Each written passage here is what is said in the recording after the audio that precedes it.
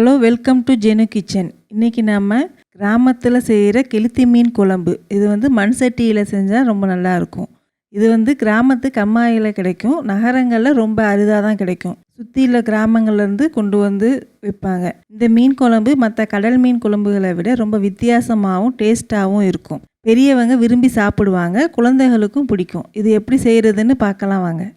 குழம்புக்கு தேவையான பொருள் என்னென்னு பார்க்கலாம். மசாலாத்தூள் 8 ஸ்பூனு, சின்ன வெங்காயம் 10லேருந்து ஒரு 12 எண்ணிக்கை, அதை சின்னதாக கட் பண்ணி வச்சுக்கிறோங்க. தக்காளி 2 தக்காளி, மிளகாய்த்தூள் 2 ஸ்பூனு, புளி எலுமிச்சை அளவு அதை கரைச்சி வச்சுக்கிறோங்க. முருங்கைக்காய் 1, மாங்காய் 4 துண்டு, பச்சை மிளகாய் 2, கருவேப்பிலை 1 கொத்து, வெந்தயம் பெருஞ்சீரகம் அரை ஸ்பூன் தாளிக்கிறதுக்கு. இப்போ மீன் 1/2 கிலோ கெளுத்தி மீனை எடுத்து சுத்தம் பண்ணி வச்சுக்கிறோங்க. அதை கொஞ்சம் உப்பு தடவி வச்சுக்கிறோம்.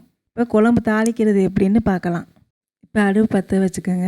இப்போ சட்டி சூடான உடனே 6 கரண்டி எண்ணெய் சேர்த்துக்கோங்க.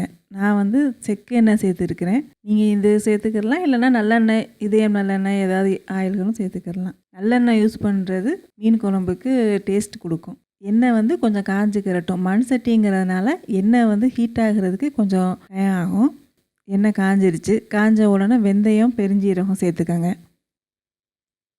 அது ரெண்டும் கொஞ்சம் பொரிஞ்சிக்கிறட்டும். பொரிஞ்ச உடனே 1 கொத்து கருவேப்பிலை அதையும் சேர்த்துக்கிறோங்க. அதோடு நம்ம வெட்டி வச்சுருக்கிற சின்ன வெங்காயம் அதையும் சேர்த்துக்கோங்க. நான் சின்ன வெங்காயம் தான் மீன் குழம்புக்கு இப்போ சேர்த்துருக்கிறேன். நீங்கள் சின்ன வெங்காயம் இல்லைன்னு சொன்னால் பெரிய வெங்காயம் சேர்த்துக்கிறலாம். ஆனால் மீன் குழம்பு, கறி இதுக்கெலாம் பெரிய வெங்காயத்தை விட சின்ன வெங்காயம் தான் நல்லதுன்னு சொல்லுவாங்க. அது கொஞ்சம் வெந்துக்கிறட்டும். வெங்காயம் கொஞ்சம் பொன்னிறமாக வதங்கினதுக்கப்புறம் தான் தக்காளி சேர்த்துக்கிறணும். அதே மாதிரி இடையில கிண்டி விட்டுக்கிறோங்க. வெங்காயம் ஒரு பக்கமாக கருகிராமல். கொஞ்சம் வெங்காயம் வதங்கி இருந்ததுக்கப்புறம் கட் பண்ணி வச்சுருக்கிற 2 தக்காளியை சேர்த்துக்கோங்க அதில். இப்போ வெங்காயம் தக்காளி ரெண்டும் கொஞ்சம் நேரம் எண்ணெயிலே வேகட்டும். கொஞ்சம் இது சீக்கிரம் வதங்கிறதுக்காக ஒரு 1/4 ஸ்பூன் உப்பு சேர்த்துருக்கிறேன். இது இப்போ கொஞ்சம் நேரம் வெங்காயம் தக்காளி ரெண்டுமே நல்லா வதங்கிக்கிறட்டும். வதங்கினதுக்கப்புறம் தான் நம்ம மற்ற இதுகள்லாம் சேர்க்கணும்.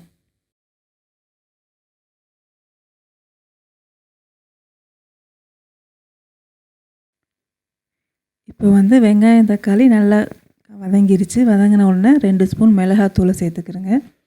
அதை சேர்த்து நல்லா கிண்டி விட்டுக்கிறேங்க. எண்ணெயில் கொஞ்சம் நேரம் மிளகாத்தூள் வெந்து இருக்கட்டும்.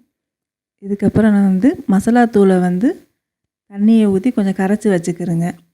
அதை நம்ம இப்போ சேர்த்துருவோம். இப்போ நல்லா மசாலா ஊற்றியாச்சு. இதுக்கப்புறம் இதில் தேவையான அளவு தண்ணி சேர்த்துக்கிறேங்க. குழம்பு கொஞ்சம் தண்ணியாகவே தான் வச்சுக்கிறணும். அதனால் இன்னும் கொஞ்சம் 1 டம்ளர் தண்ணி சேர்த்துக்கிறேங்க.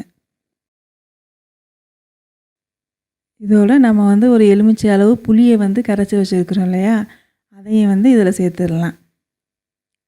புளியை இப்போ குழம்புல ஊற்றிக்கிடுங்க. கொஞ்சம் இருத்தது மாதிரியே ஊற்றிக்கிடுங்க. அடியில் புளியில் ஏதாவது மண் இருந்தாலும் அதில் இருக்கும். அதனால் கடைசி வரையும் அதை சேர்க்க வேணாம். அதை வச்சுட்டு இப்போ குழம்பு கொஞ்சம் நல்லா கலக்கி விட்டு பாருங்கள்.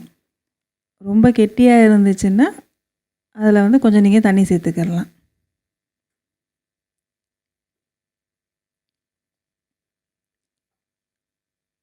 இப்போ கொஞ்சம் கெட்டியாக இருக்குது. அதனால் இதில் நான் இன்னும் கொஞ்சம் ஒரு 1/2 டம்ளர் தண்ணி சேர்த்துக்கிறேன். ஏன்னா முருங்கைக்காய், மீன் எல்லாம் போட்டு கொஞ்சம் வேகிறதுக்கு லேட் ஆகுங்கிறதுனால, அப்போ தான் அதுகளெல்லாம் வற்றிரும். கொஞ்சம் தண்ணியாக வச்சுக்கிட்டா தான் அது கரெக்டாக இருக்கும். இப்போ அது கொஞ்சம் கொதிச்சுக்கிறட்டும். கொதித்த உடனே நம்ம கட் பண்ணி வச்சுருக்கிற முருங்கைக்காய், பச்சை மிளகாயை சேர்த்துடலாம். இப்போ இந்த குழம்புக்கு தேவையான அளவு உப்பு அதையும் போட்டுக்கோங்க.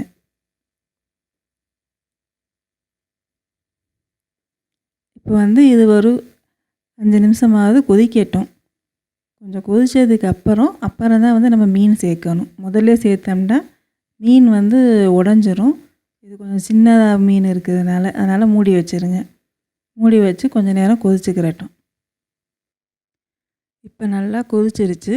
இப்போ நம்ம சுத்தம் பண்ணி வச்சுருக்கிற மீனை சேர்த்துக்கிடலாம். ஒரு 2 எடுத்து போட்டுக்கிறேங்க.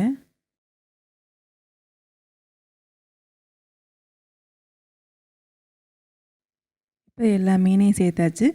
கரண்டியை வச்சு லேசாக மேலாப்பில் மட்டும் நீங்கள் கலக்கி விட்டுக்கிறங்க. ரொம்ப உள்ள வரையும் கரண்டி விட்டு கலக்குனீங்கன்னா மீன் உடஞ்சிரும்.